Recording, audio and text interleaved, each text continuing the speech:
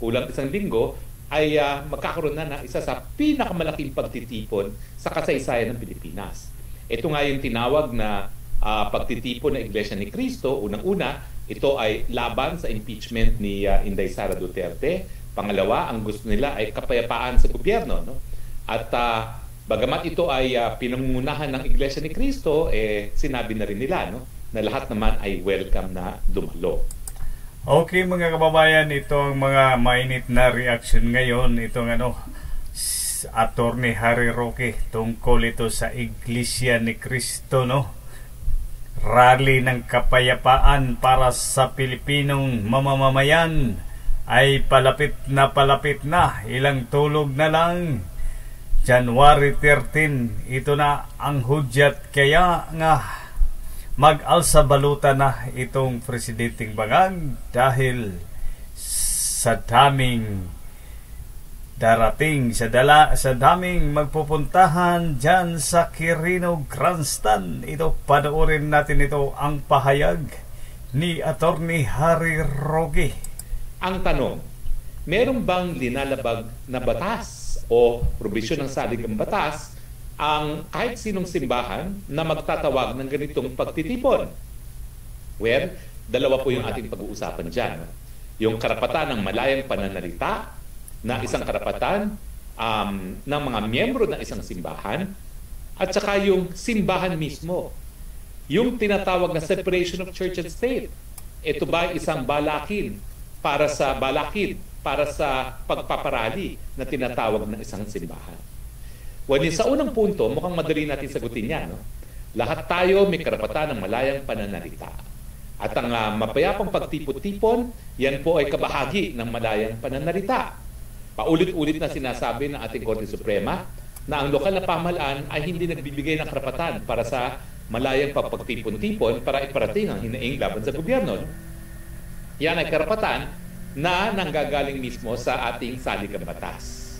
So, ang mayor's permit, kinakailangan lang yan sa time, place, and manner, no? Para masiguro na hindi naman makakadisturbo sa publiko. Pero sa mulat-mula pa, yung napakaagang kaso pa ng Pugoso versus Primicias versus Pugoso, sinabi na ng Korte Suprema na ating mga kalye ay talagang sa mulat-mula ay hinahawakan o narariyan para tipon-tipunan ng ating mga... Sa totoo lang mga kababayan, hindi na ito mapigilan talaga itong January 13. Ito na ang pinaka maraming tao rally, no? Biruin mo, 500 bus ang mag-pick up sa gustong pumunta, sa gustong makisali, pick-upin sa mga bus. Grabe, no? 500 mga kababayan. Ilang balik, ilang yan? 500. Nako. Diyan na. Kakabahan na sigurado ang mga nito. Ang tambalos-los at ang bangag at ito si Zadadas, no? Makakabahan na talaga ito mga kababayan. Mamamayan para iparating ang kanilang hinaing laban sa gobyerno. No? So since time immemorial, our roads have been held in trust for use by the people for peaceful assembly. Mas madali sabihin sa Ingles, pero tinagalog ko na rin para maintindihan ng lahat. So, ang rally permit, time, place, and manner, no? Para lang masigurado na hindi naman makakasagabal sa mas nakakarami. Kaya nga ang rule, kung kinakailangan ng permit, kinakailangan magkaroon ng dahilan para ma-deny ang permit. At kapag hindi inaktuhan kaagad, yan ay deemed approved. At ang mga lokal na pamahalaan ay binigyan ng utos na kinakailangan magtalaga ng freedom parks kung saan hindi na kinakailangan humingi ng mayor's permit. No? At isa nga dyan sa freedom parks na yan ay ang Liwasan. Nagkakaroon tayo ng dalawang venues, no? Doon sa pagtitipon nito, Liwasan at Luneta. Sana mga kababayan, no? Baka pagdating sa Friday o Saturday, mag-declare nga bawal na mag-rally dyan sa Liwasang Bonifacio at saka dyan sa Quirino Grandstand, no?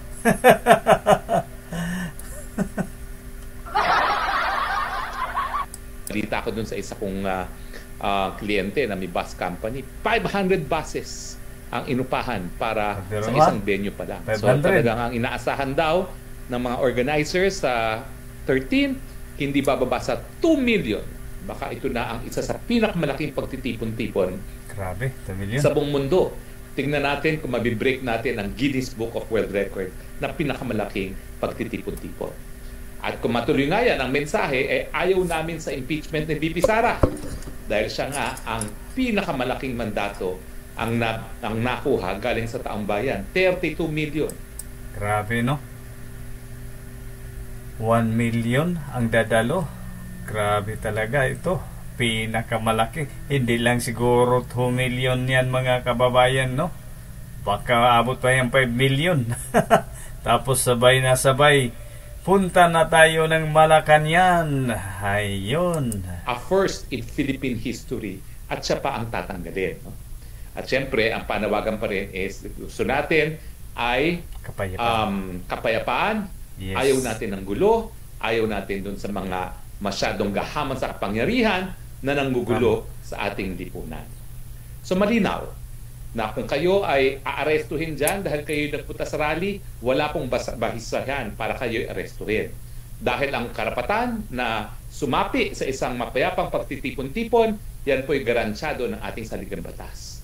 Kaya ismiran yung pulis na gusto mag-aresto sa inyo dahil wala silang karapatan na mag-aresto ng kahit sino man kung sila ay kasapi sa isang mapayapa. Tama, wala silang karapatan nga harangin ang mga taong bayan.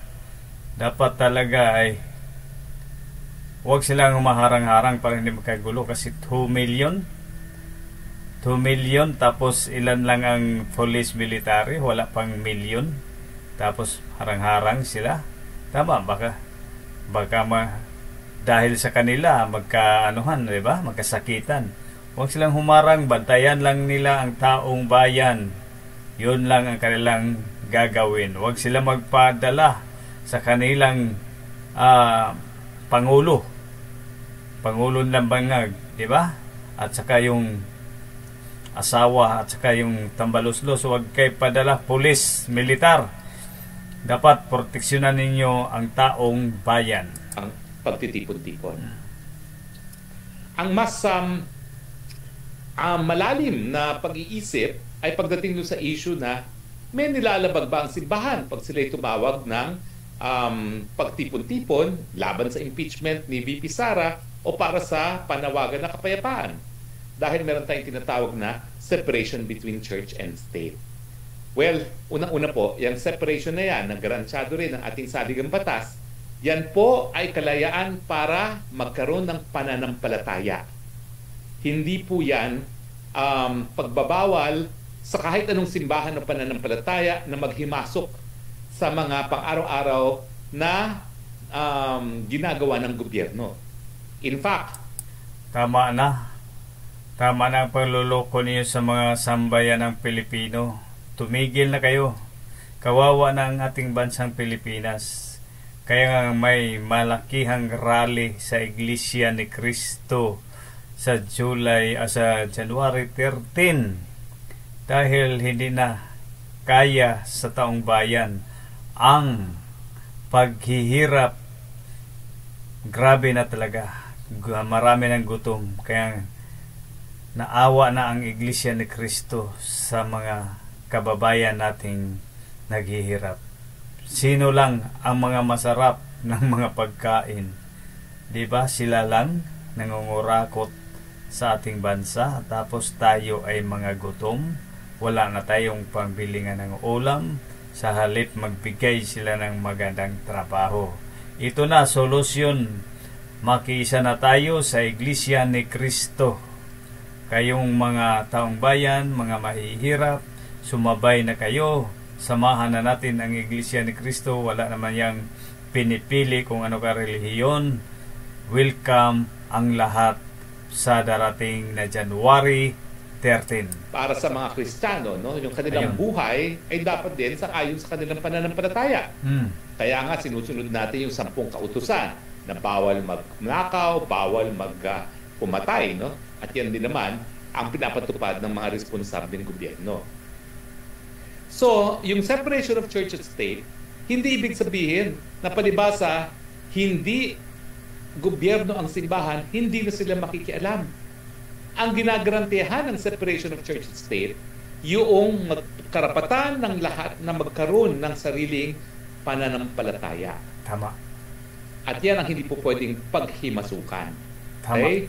At now, kapag meron namang ikaw gagawin ayon sa iyong pananampalataya, ayun, hindi na yung sakop ng garansya. Kasi kung meron ng gawain na bunsod sa isang pananampalataya, hindi na yung pananampalataya alone. Yan ay meron ng gawain. So yung mga nagsasabi na sila yung mga simbahan, na nagsasabi na po pwedeng pumatay, ay hindi po pwede yan. Kasi yung pagpatay, gawain na yan. Tama. Hindi lang yan pananampalataya. Pero for as long as ito ay pananampalataya, yan po yung garansyado ng Estado. Now, pwede bang pulaan mong ibang mga pananampalataya? Abay, sabi ni Chief Justice Puno doon sa kaso ng Iglesia ni Cristo versus Court of Appeals, ang sabi, talaga namang yung kalayaan ng malayang pananampalataya, kasama na rin dyan yung kalayaan ng malayang pananalita. Ang sagot sa isang maling pananampalataya ay isang mas mabuting pananampalataya.